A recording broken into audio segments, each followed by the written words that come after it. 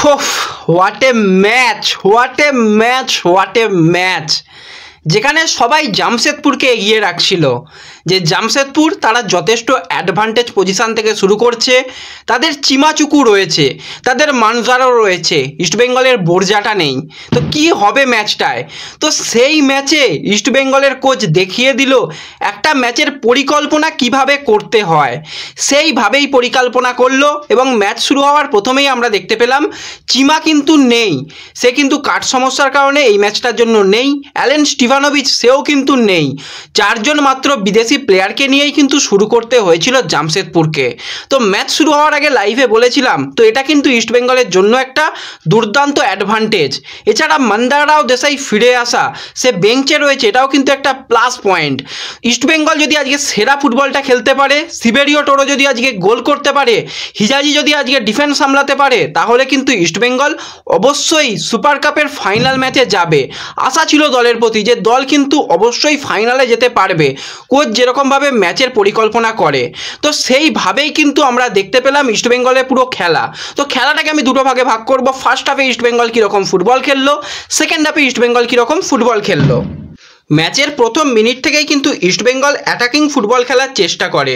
তো সেখানে আমরা দেখলাম টোরোকে প্রথমের দিকেই কিন্তু একটা হাউকিপ বলে না গিয়ে কিন্তু পায়ে তার মারে, কিন্তু সেখান থেকে পেনাল্টি যদি ইস্টবেঙ্গলকে দেয়া হতো সেটা কিন্তু ন্যায্য হতো, কিন্তু সেখানে ইস্টবেঙ্গলকে পেনাল্টি দেওয়া হয় না। এর পরবর্তী সময়ে আমরা দেখলাম জামশেদপুর তারাও কিন্তু বেশ কয়েকবার অ্যাটাকে আসার চেষ্টা করেছে। স্টিভ অ্যামরি কিন্তু একটা ভালো বল দিয়েছিল রাইট আচিকাওয়াকে, এবং রাই কিন্তু বক্সের মধ্যে একটা ভালো ব্যাকপাস করে বলটা নামিয়ে দিয়েছিল। সেখানেই কিন্তু সৌভিক চক্রবর্তী এসে বলটাকে সুন্দরভাবে ক্লিয়ার করে। এরপরে আমরা দেখলাম সউল কিন্তু একটা লং থ্রু বল ভিষ্ণুর উদ্দেশ্যে দুর্দান্ত বাড়িয়েছিল, এবং ভিষ্ণু সেটা শট নিলেও কিন্তু সেখানে টিফি রাহেনেস ভালো শটটাকে সেভ করে দিয়েছিল।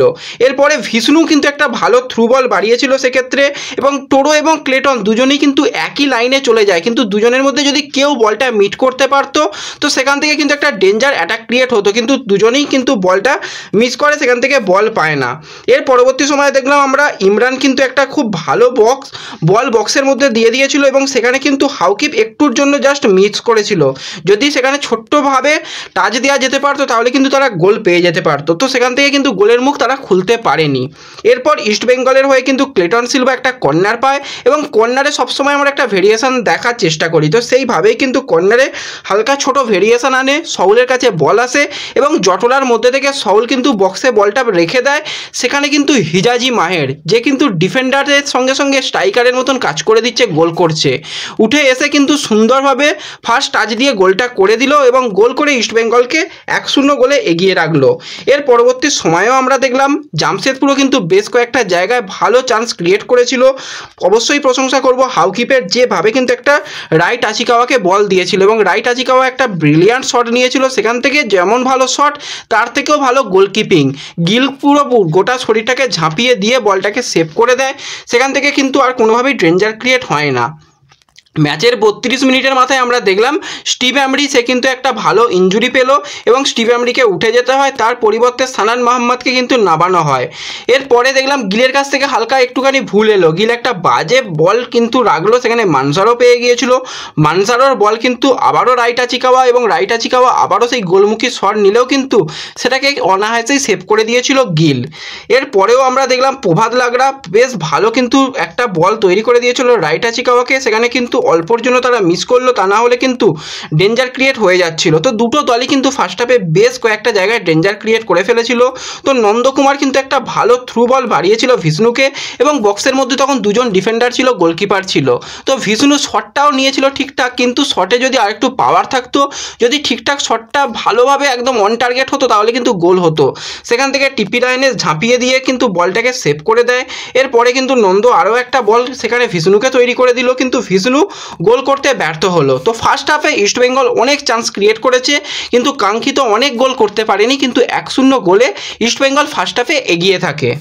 সেকেন্ড হাফের প্রথম মিনিট থেকেই কিন্তু ইস্টবেঙ্গল চাইছিল দ্বিতীয় গোলটা তুলে আনা, কারণ একটা গোল কখনোই নিরাপদ নয়।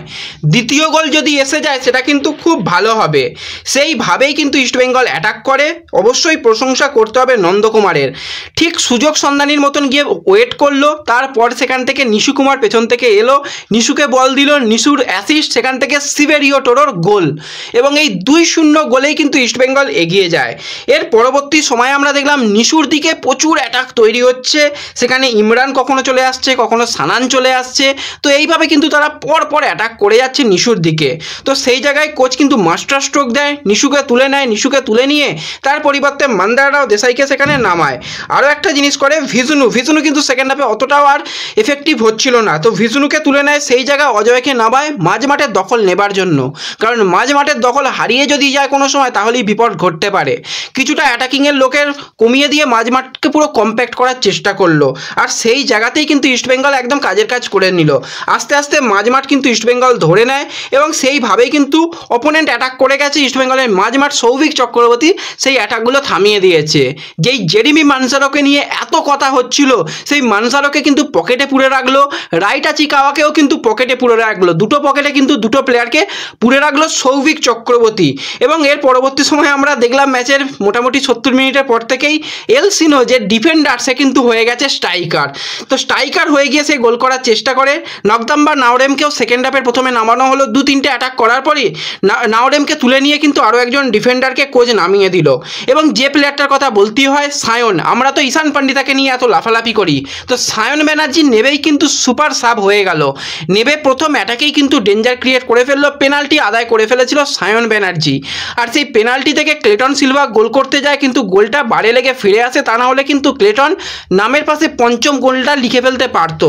তো ক্লেটন গোল করতে পারেনি। এরপর পুরো প্রেসার কুকারের মতন অ্যাটাক করতে থাকে জামশেদপুরের প্লেয়াররা, কিন্তু সমস্ত অ্যাটাকই এসে থেমে যায় হিজাজি মাহের এবং পারদোর ডিফেন্সের কাছে, প্রতিটা অ্যাটাকই থামিয়ে দেয়, এবং বেশ কিছু জায়গায় একদম প্রচণ্ড পরিমাণে চাপ দিচ্ছিল, সেখানেই কিন্তু খেলার গতিটাকে কন্ট্রোল করতে দেখা যায় আপফ্রন্টের প্লেয়াররা বল নিয়ে উপরে চলে যায়।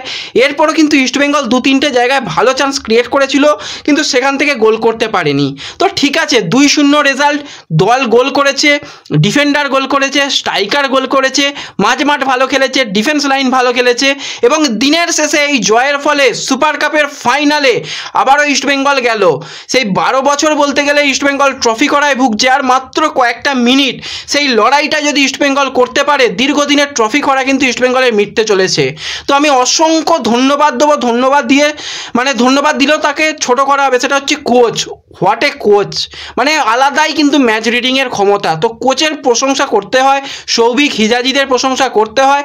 আজকে কিছুটা ক্লেটন অফ ফর্ম ছিল, কিন্তু ওভারঅল টিম ভালো ফুটবল খেলেছে, টিম ফাইনালে গেছে। অনেকেই বলেছিল এই টিম ফাইনালে যেতে পারবে না, তাদের মুখের ওপর যোগ্য জবাব দিল, এবং বাংলা থেকে একটাই দল ইস্টবেঙ্গল, তারা কিন্তু সুপার কাপের ফাইনালে কোয়ালিফাই করলো। তো ম্যাচ তোমাদের কীরকম লেগেছে অবশ্যই কমেন্টে জানিও। ভিডিও ভালো লাগলে ভিডিওতে লাইক করে দিও, চ্যানেলে প্রথমবার এলে চ্যানেলটাকে সাবস্ক্রাইব করে দিও, ফেসবুক পেজ থেকে যারা ভিডিও দেখছো পেজটাকে ফলো করে নিও, এবং ভিডিও সকলের সঙ্গে শেয়ার করে দিও।